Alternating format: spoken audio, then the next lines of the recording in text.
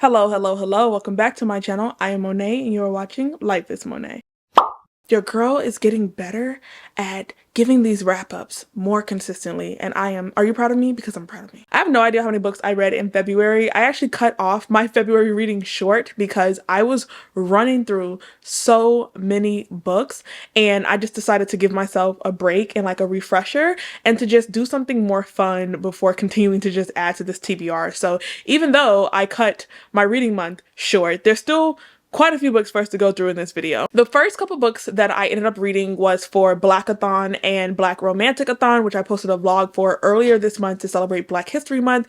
I have a full vlog that's like an hour long going into depth about what I thought about these books, so I'm gonna keep this very, very brief. Check out the video in the cards if you want to hear more in-depth thoughts. The first book that I picked up was Black Cake. This is a book that I really, really loved. We're following Benny and Byron, which is a brother and sister who have recently lost their mother, and she has left them a series of tape recordings basically explaining that the version of her that they knew was not all or even the truest version of her, and she decides to confess to Benny and Byron the truth about who she is and her life on these recorded tapes that are only to be played after she has already passed. This was a great story, highly recommend. I am so glad that I ended up picking it up. I actually listened to it via audio, which I highly recommend as well, and then I ended up grabbing a physical copy because I just loved it that much. The second book that I picked up was On Rotation. We're following Angie or Angela, and she is a med student doing everything she can to live up to her parents' expectations for her as a Ghanaian American.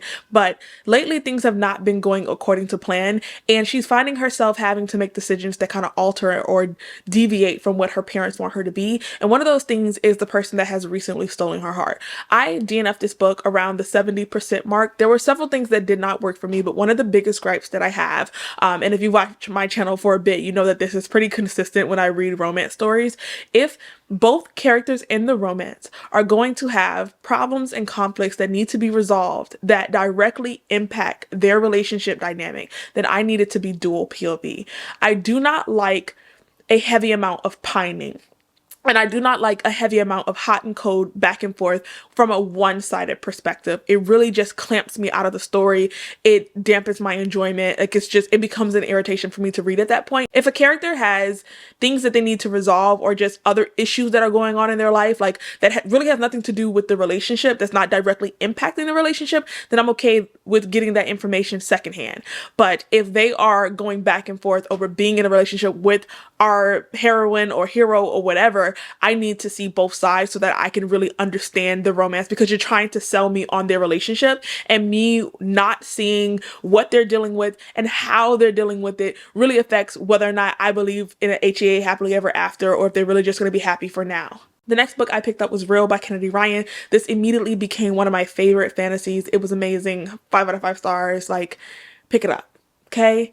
Like, I'm not out here giving the best romance recommendations, but if I was to give one, it would be this one. I think this one just blew me away with the story. This is a bit of a forbidden romance because we have Cannon, who is a movie director that is putting on this epic biopic about a African-American woman in history, and the person that he cast as his leading role is Neva.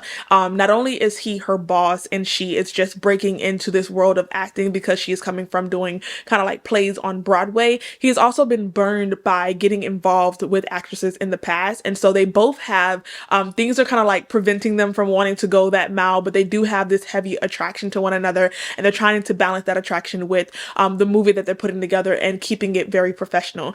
And this book was just, it was everything. It was a love letter to love, and there were so many more components than just the romance. And I think that's what I love the most, is that the world building and the character building was just absolutely there. This is a book about so much more than just Neva and Cannon, and so you meet them and you love them and you want to see them reach the end, but like you get to see so many other characters that you want to see find love and happiness and reconciliation, and you just become so immersed that it goes beyond the two characters that we're technically supposed to be focusing on. So if you're in a mood for a romance like that, check it out. I also picked up Parable of the Sower, which is my first Octavia E. Butler book. I ended up giving this 4 stars. I really enjoyed it. I feel like the gripes that I had with the stories would just really honestly be me nitpicking, and that even still wouldn't be warranted in quite a few places because of the time period that this book was written in. I do feel like it is very timely for where we are today as a society, and I'm looking forward to picking up so many more books by Octavia E. Butler between now and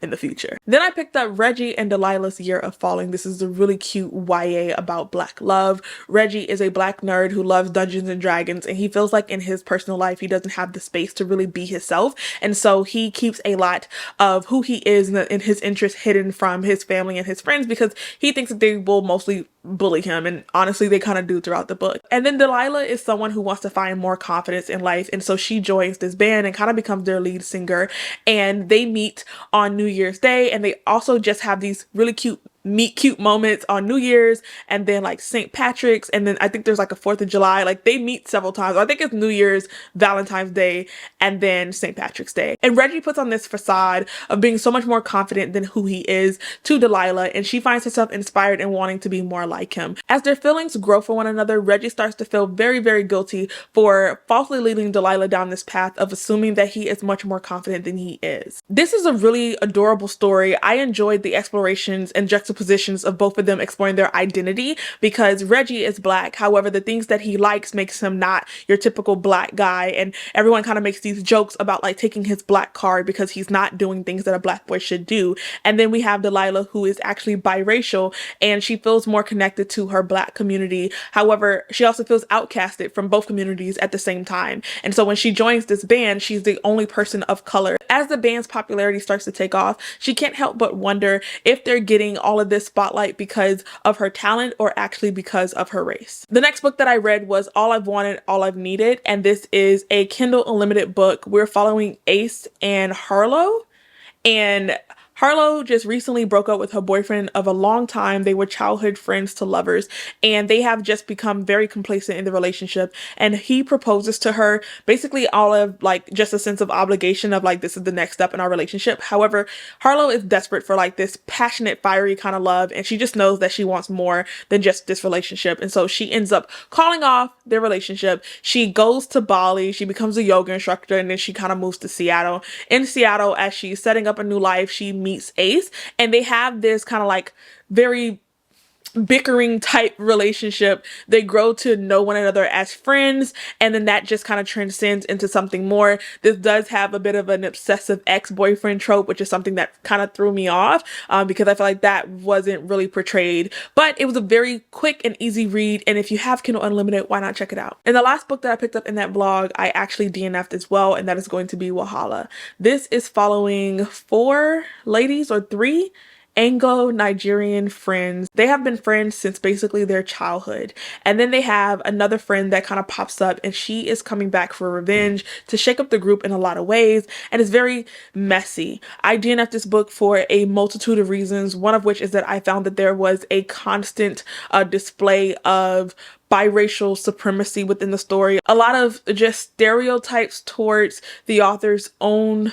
country. A lot of just over the top and overt colorism, and it didn't seem like it was being written into the story to showcase or spotlight what was wrong with it. It was there in a normality format, and it just too much too soon. I was not interested enough to overlook the things that were making me uncomfortable with the story, so I DNF'd. And those are all the books that I read in that vlog. After that, I picked up Let Me Love You, which is this first book in the McLean Brothers series.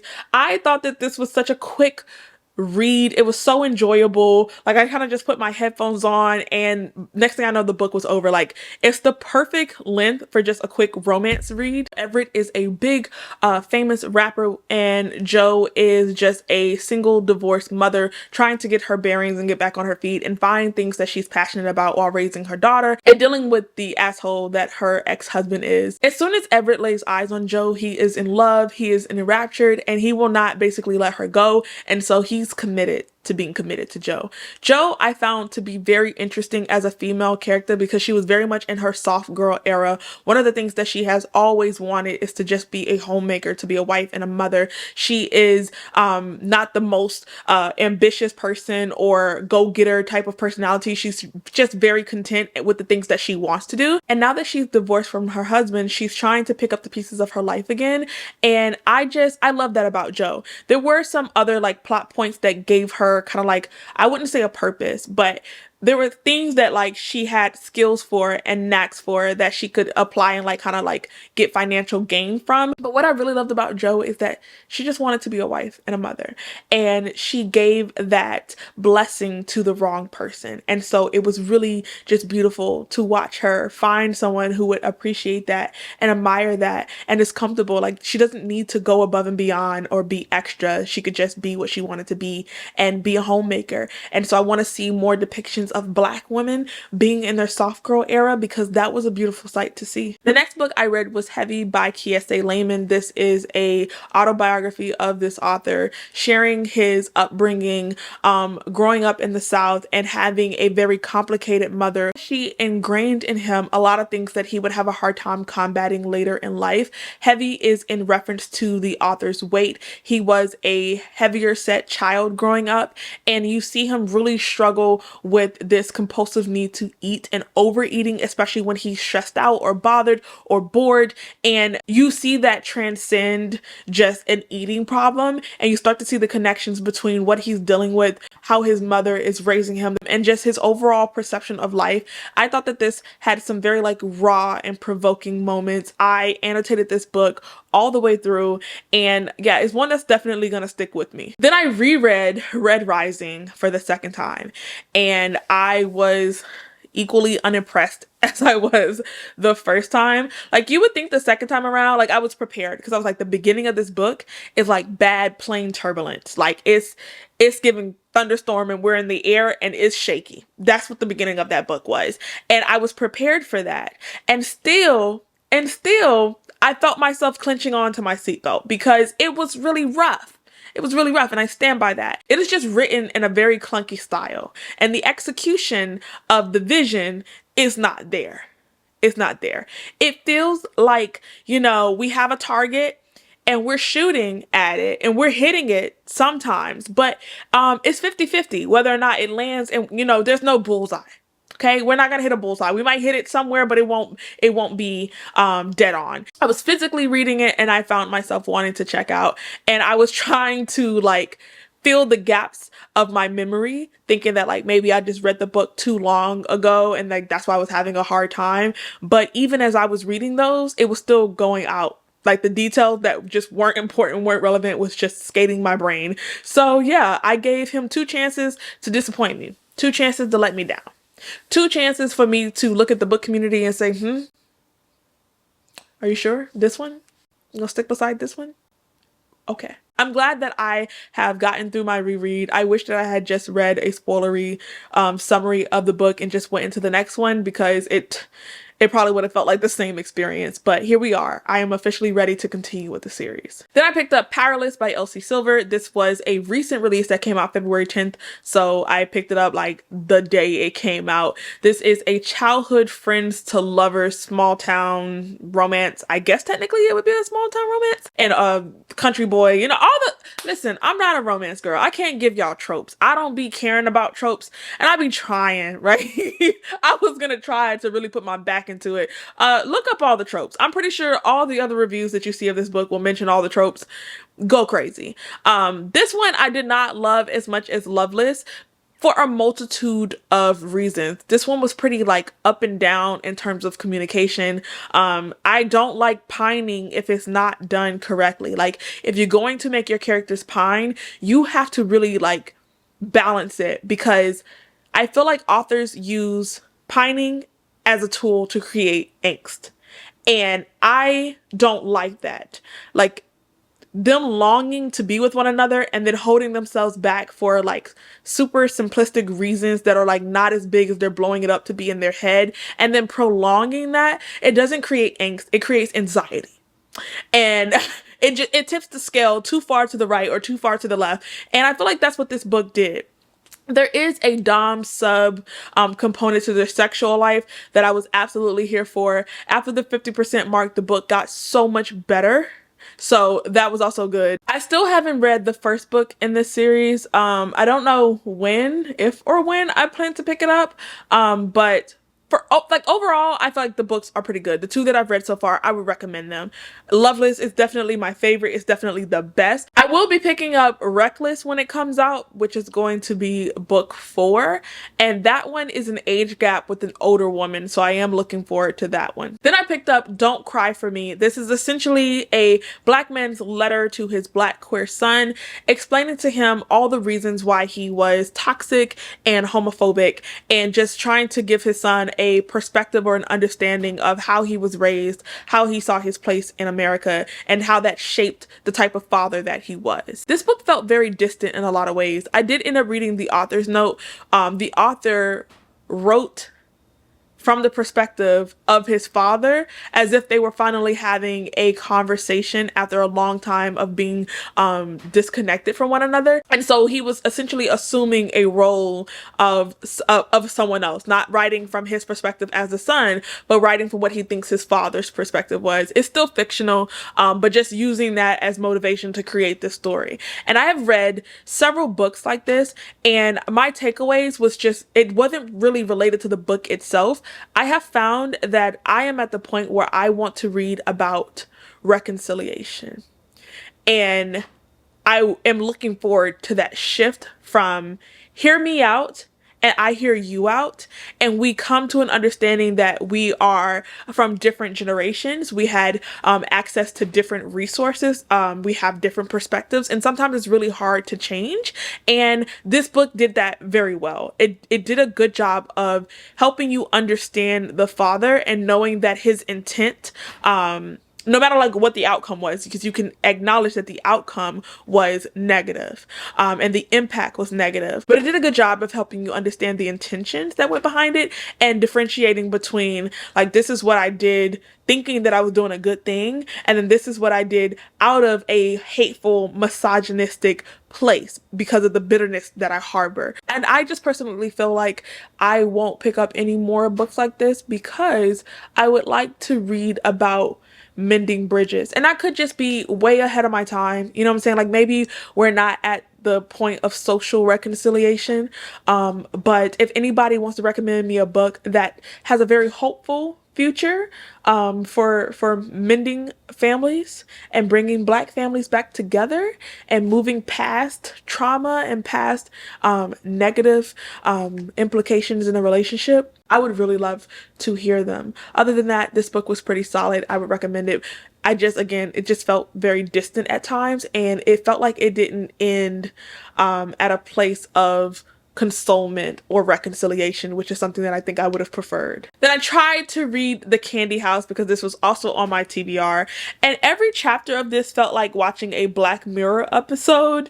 It is sci-fi, but very self-reflective. The sci-fi aspect is the world building because you understand the society that they're living in and the impacts that technology is having, and then you follow different characters introspectively as they deal with the impacts that technology is having on the world. And sometimes that is good, sometimes it's bad, sometimes there's just negative unintended consequences. And I found that the book hopped around too much. Now, each chapter was very interesting. I can't say that it wasn't. I found the characters interesting. It's just I'm not a Black Mirror kind of girl. I never sat down and like watched those episodes. After a good chunk of the book, you find that all the different characters that you've been following through the book are connected in some way, but I just found that my interest wasn't there. When I go to read a book like this, I want it to be a lot more sci-fi and technology, and a little less like reflection on humanity. Or a commentary on humanity. And this one was very much flipped the other way. The next book that I read was On Air with Zoe Washington, 5 out of 5 stars. I read From the Deaths of Zoe Washington last year. I loved it. It was on my top reads of 2022. And so I was so freaking excited to know that Zoe was going to get a sequel, and this one did not disappoint at all. So we pick up almost right where we left off from the deaths of Zoe Washington. Her father has been exonerated from prison, and he's trying to get back on his feet. And so there is great depictions of social rehabilitation and how previously convicted felons as well as exonerated individuals have a hard time acclimating to society, and society making space for them, making room for them. And so Zoe is so passionate about supporting her father and all the things that she wants to do. And this is just like such a beautiful freaking story. It really explains hard topics to such a young age group. And I think that what Janae is doing with these books is remarkable, and I cannot rave about them enough. Both books got 5 out of 5 stars. Like, read them. I think anybody can enjoy them, not just because these are middle grades. I think that anybody can enjoy them. I definitely love them. And I haven't read middle grade in years, and these are my favorite. Then I read Restore Me by J.L. Seegers, and this could have been my perfect romance. Like, it was so close to being my perfect romance. This one was so similar to Red Rising because we were shooting and we got so close to the bullseye, and I can't ignore the things that I did not really like about the story. And that's part of the reason why, like, it wasn't just my perfect 5-star read. This is another forbidden type romance. We have Sloane, who is a widow. Her husband died 4 years ago, and she has been single and alone ever since, just still dealing with the grief and the loss of losing her loved one. And then we have Dominic, which is Sloane's husband's best friend, and they have had a very tenuous animosity filled relationship since like college. And then something happens, something breaks in the dam, and they have this attraction to one another. They have a little sneaky link situation, and it's about them falling in love, and Sloane still dealing with the grief of losing her husband as well as falling in love with his best friend. The first issue that I had with the story is that it actually had too many sex scenes. Too many sex scenes. I think the last 2 sex scenes I ended up skipping over because we're supposed to be getting from animosity and irritation to possible lifelong partners and maybe even marriage. I needed to see them exist outside of their sexual bubble. The sexual tension was definitely there. The fire and the passion, all of that was there. But in order for me to believe that we can make that transition, I needed to see them in more real world scenarios than we got. All of their relationship progressions and their development of feelings over time came from a sex-induced haze, or like sex-filled haze. And I'm not saying that you can't discover true feelings through sexual interactions, because I very much wholeheartedly believe that. However, I think that to take a relationship from the bedroom to real world issues requires more interactions and more experiences than just what's happening in the bedroom. And this was just, it was too much sex. At some point, I'm just like, okay, we're 80% in the book and you guys are just still in the bedroom. Like, are we ever gonna come out into the living room? Are we gonna show our faces to the world? Like, what's happening? Now, some of this was offset by the fact that they have a 12-year history with one another.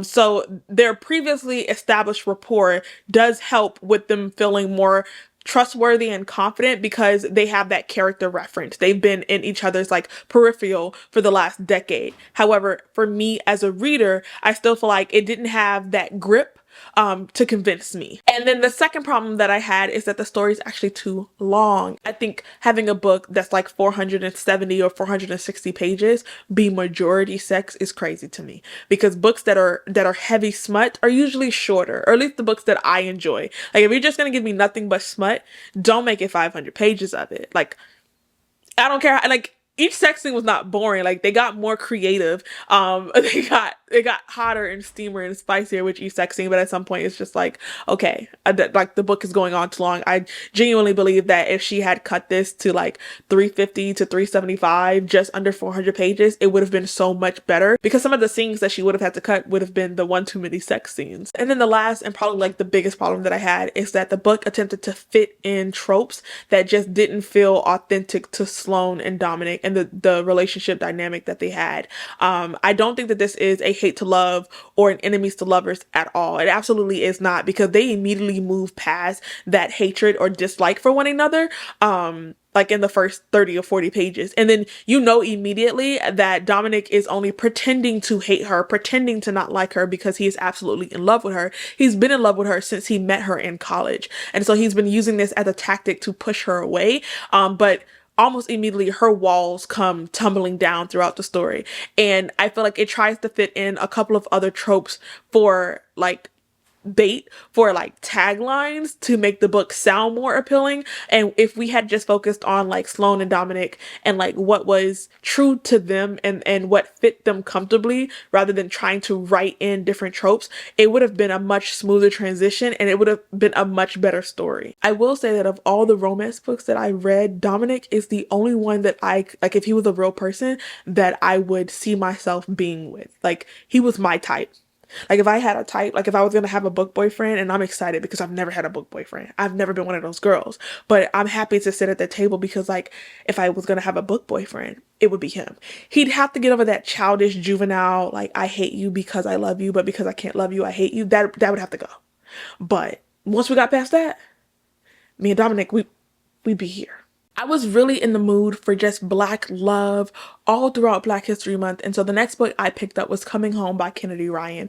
This is a novella about Torre and Naomi, and it's basically a missed chance, or a second chance at a missed connection, because they liked each other in college, but they never got a chance to really explore what they could be. And they're both going to be in town for a centennial homecoming, and Torre's daughter actually just won homecoming queen. They are both very much renowned journalists and reporters, and they're going to be doing this pretty big like TV broadcasting interview with one another at the campus.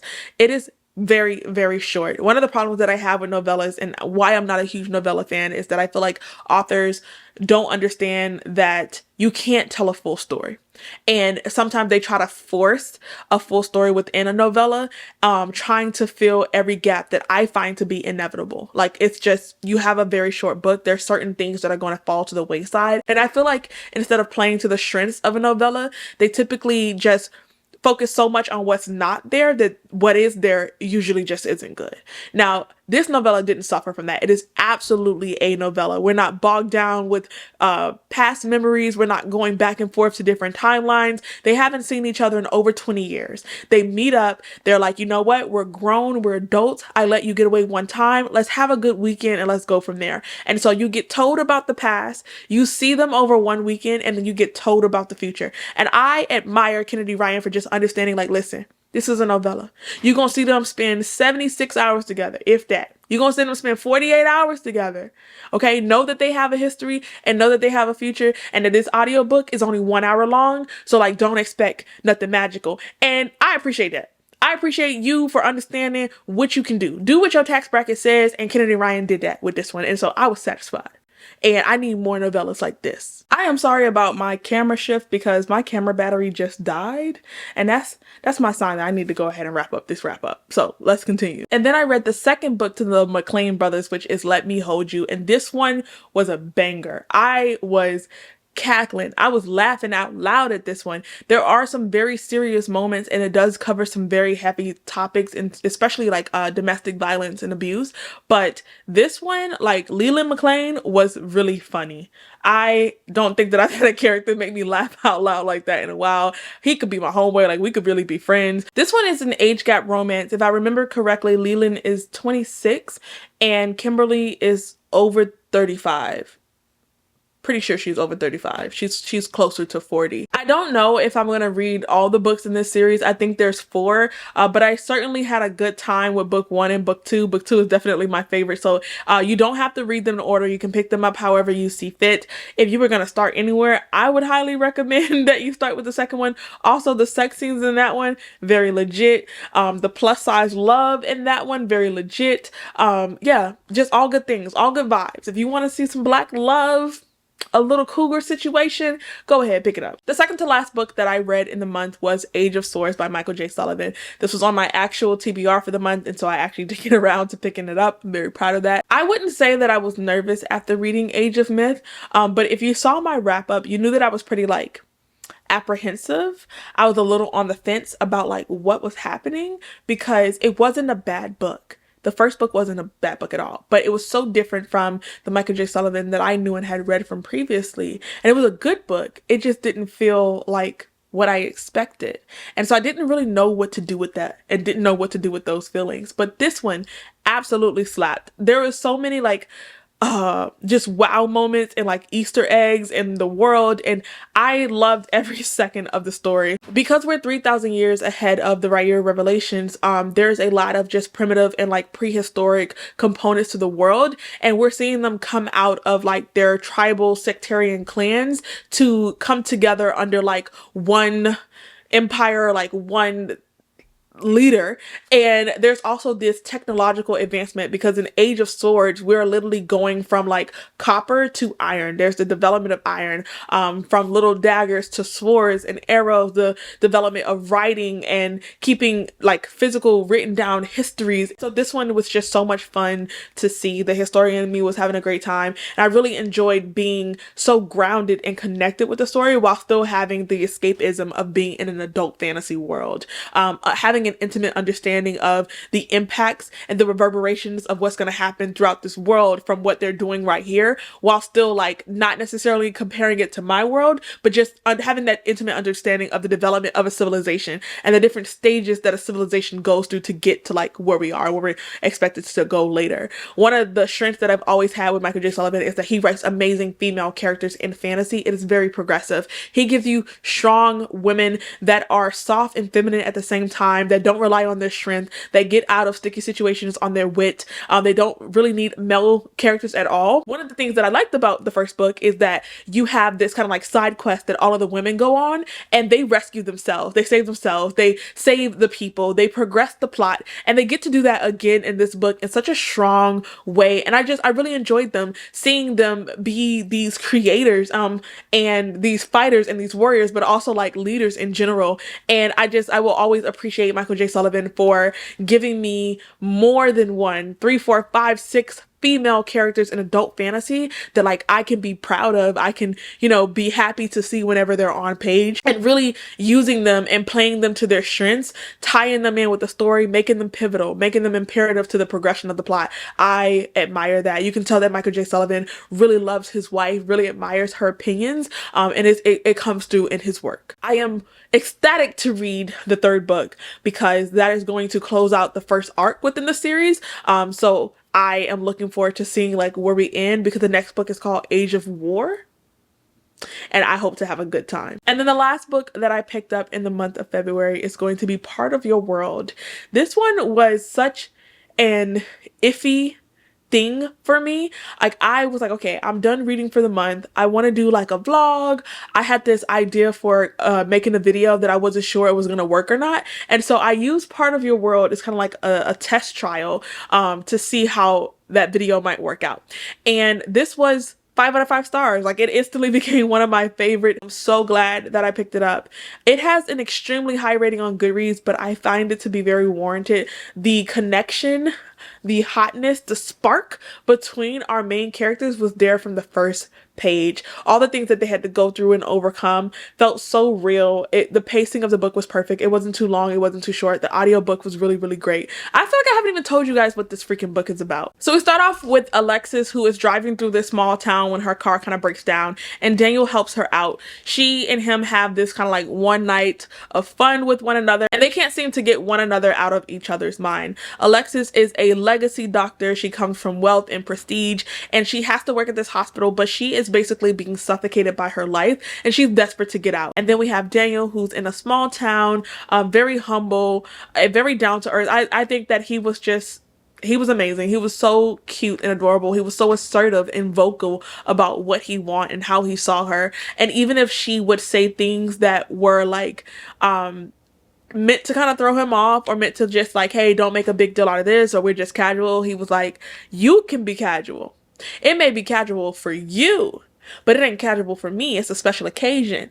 I may be your little friend, but you are my girlfriend. Like he was very like I'm in this. And if you're not in this, that's fine. I'll meet you where you are. You can be 1 foot in, 1 foot out, but I'm both feet in. And I really enjoyed that. Like, usually you have characters that go back and forth on their insecurities of like, I'm all in, I want to tell her I love her, but will she say it back? Will I scare her away? He was very like, what you see is what you absolutely get. This is who I am and how I feel for you. And this is what's waiting for you whenever you decide that you're ready. And that was so refreshing to see. Now, while majority of the conflicts and like hurdles to their relationship was on Alexis' end because she wasn't sure how she could give up her city life and her career to integrate into his small world. And she also was very afraid that no one in her life would accept him and respect him. And so a lot of the hurdles came from her end. However, we still got a dual POV, which I loved because I really loved just being inside of Daniel's head, which makes me like, how is this a thing, right? When I don't need it to be a dual POV, when it's not a necessity to be a dual POV, I get a dual POV. Like, crazy. And then when I need it to be a dual POV, I only get a single one. How is that a thing? I don't know. But yeah, those are all of the books that I read in the month of February. I had a very wide and expensive reading month. In honor of me reading so many romance stories this month, leave me a heart down in the comments and I will see you guys in my next one.